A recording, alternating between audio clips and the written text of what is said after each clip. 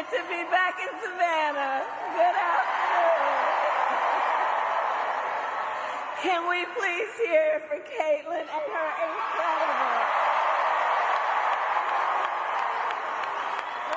incredible leadership. Look, when I look out at our young leaders like Caitlin, I know our future is so bright. It is so bright.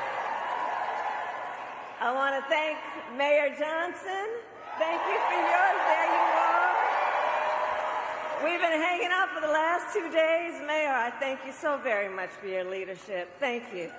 Congresswoman Nikema Williams, the chair of the Democratic Party of Georgia, for your friendship and your sisterhood. And to all the leaders with us today, good afternoon, good afternoon, good afternoon. I also bring greetings from our president and a great friend of the state of Georgia, Joe Biden.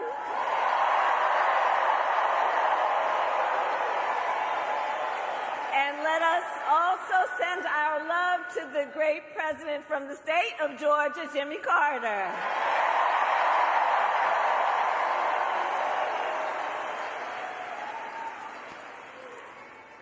So, Georgia, I love you back. I love you back. And we have 68 days to go until this election. 68 days to go.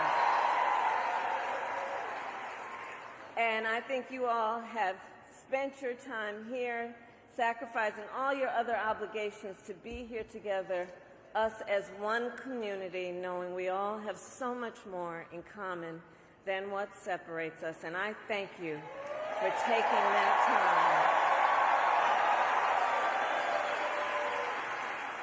And listen, so we're here to speak truth. And one of the things that we know, this is going to be a tight race until the very end. Okay? So let's not pay too much attention to the polls, because we are running as the underdog. Okay? And we have some hard work ahead of us. But we like hard work. Hard work is good work. Hard work is good work. And with your help, we are going to win this November. We are going to win this November. Yes, we will. So look, Georgia, let me say, I'm no stranger to tough fights. Before I was elected vice president, before I was elected a United States senator, I was an elected attorney general, and before that, an elected district attorney. And before that, I was a courtroom prosecutor. So every day in the courtroom, I stood proudly before a judge and I spoke 5 words. Kamala Harris for the people.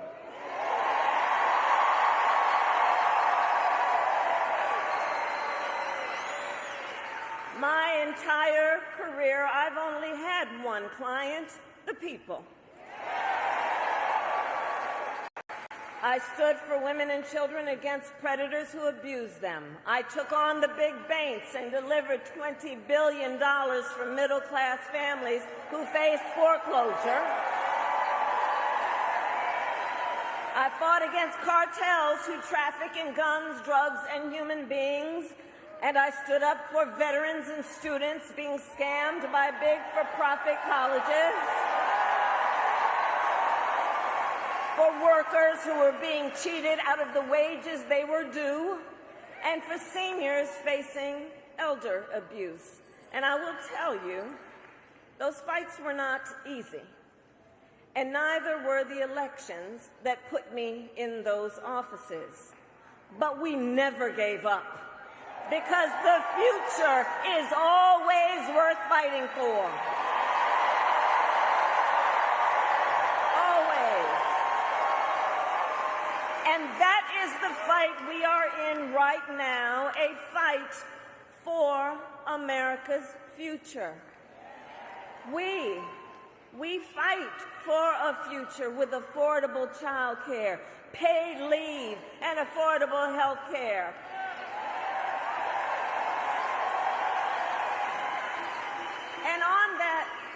last subject, let's finally expand Medicaid in Georgia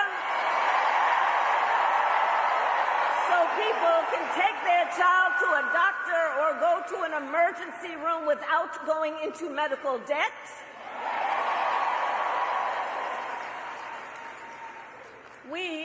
We fight for a future where we build what I call an opportunity economy, so that every American has the opportunity to own a home, to start a business, and to build wealth and intergenerational wealth.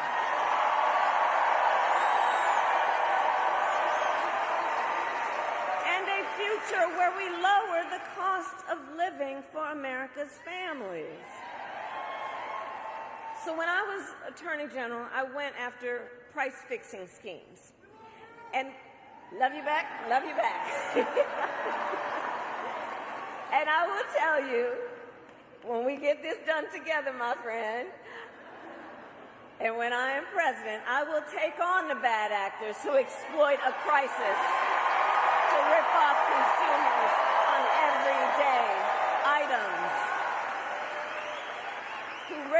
consumers on everyday items. Like groceries. I will take on Big Pharma and cap the cost of prescription drugs and insulin for all Americans.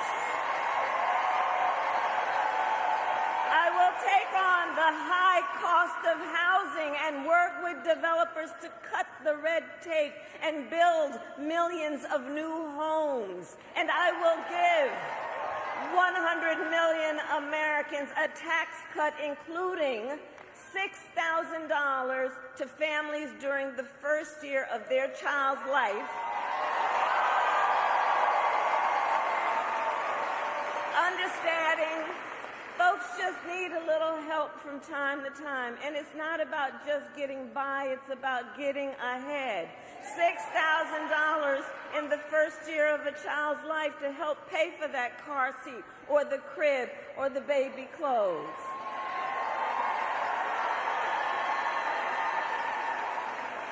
And unlike Donald Trump, I will always put the middle class and working class families first. Always. I come from the middle class. I know what I'm talking about.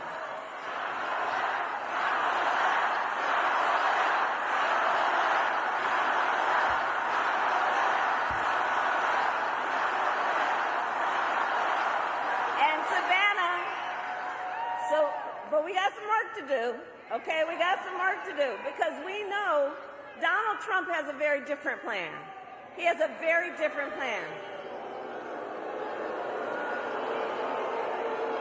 Just look at his Project 2025 agenda. Right. If he is elected, Donald Trump intends to give tax breaks to billionaires and big corporations. He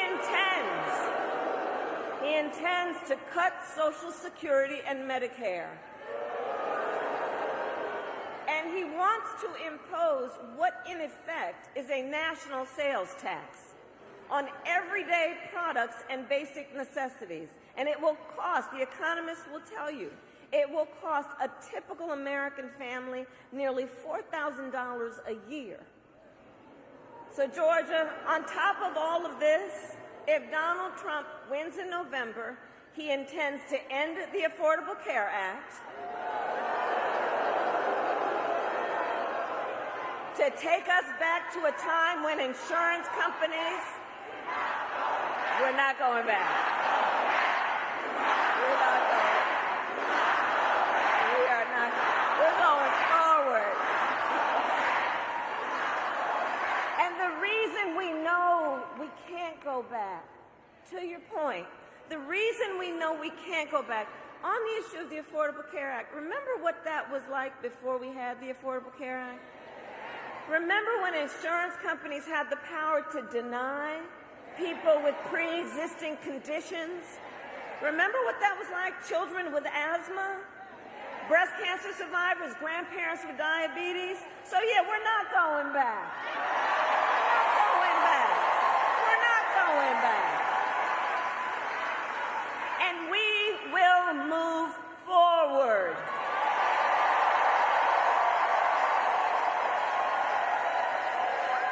Ours is a fight for the future. And it is a fight for freedom. Like the freedom of a woman to make decisions about her own body and not have her government tell her what to do.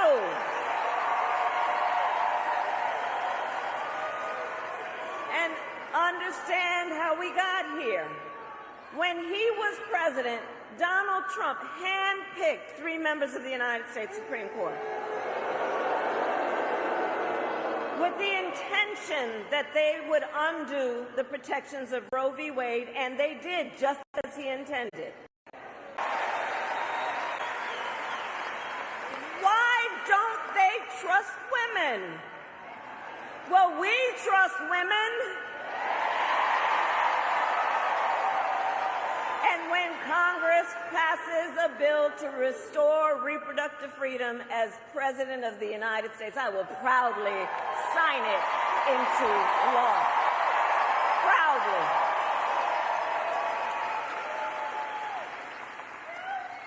And across our nation, in addition to that, we are witnessing a full-on assault on other hard-fought, hard-won fundamental freedoms and rights.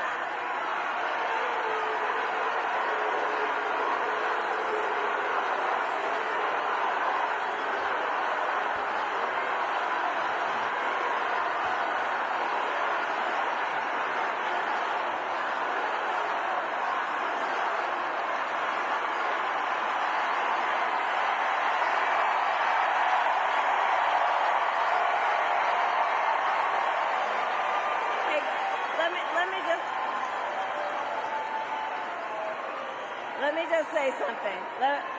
Hold up for a second. Hold up for a second. Let me just say something. Let me just say something. We are fighting for a democracy. Everyone has a right and should have their voices heard. I am speaking now, but on the subject, I will say this. The President and I are working around the clock. We've got to get a hostage deal done and get a ceasefire done now.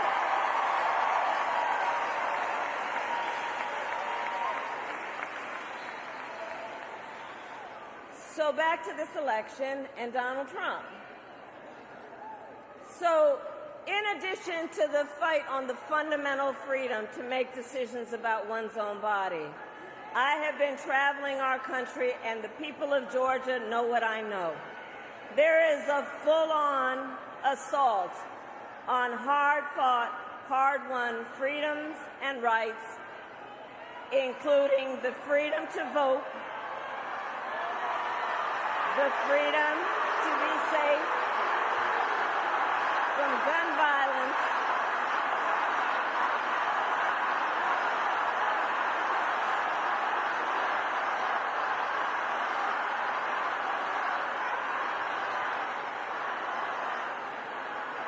and an attack on the freedom to love who you love openly and with pride. And we will fight against all of that, including the freedom to live free from the pollution that fuels the climate crisis. Here's the thing. Generations of Americans before us led the fight for freedom. Now, Savannah, the baton is in our hands.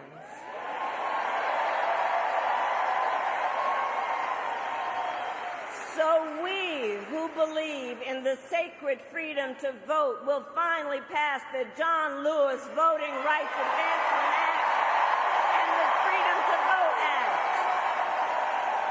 We who believe in the freedom to live safe from gun violence will finally pass universal background checks and red flag laws.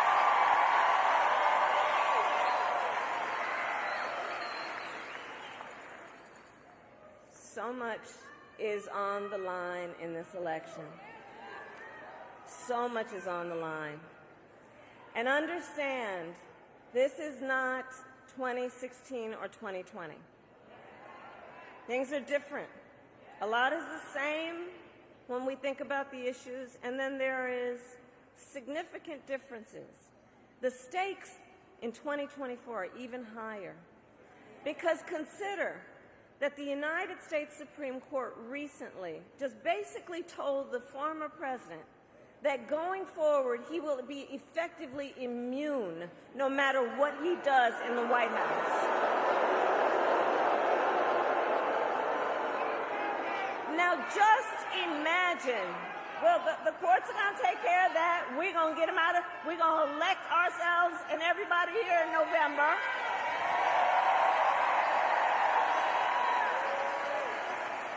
But I mentioned the Supreme Court ruling because understand what this means. Just imagine, before there was at least the threat of consequence, understand what it now means, and imagine Donald Trump with no guardrails.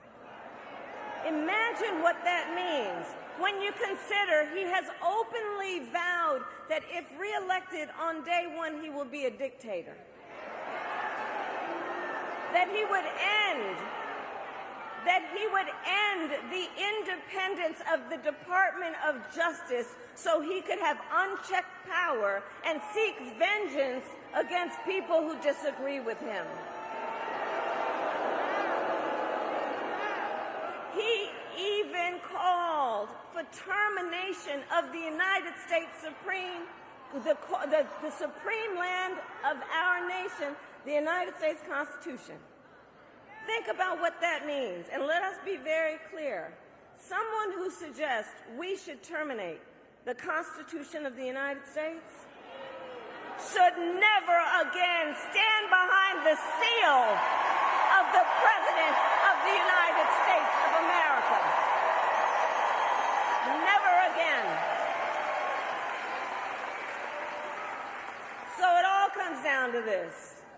We are all here together, spending this time together because we love our country. We love our country. We love our country. And we know the privilege and pride that comes with being American. And I do believe it is the highest form of patriotism to fight for the ideals of our country. That is how we realize the promise of America. Georgia, for the past 2 election cycles, voters in this very state, you who are here, have delivered. You sent 2 extraordinary senators to Washington, D.C.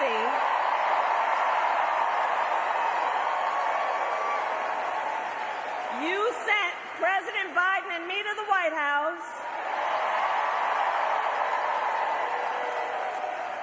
You showed up, you knocked on doors, you registered folks to vote, and you made it happen. You did that. You did that. And so now we are asking you to do it again. Let's do it again. Let's do it again. So, Savannah, are you ready to make your voices heard? Do we believe in freedom? Do we believe in opportunity? Do we believe in the promise of America?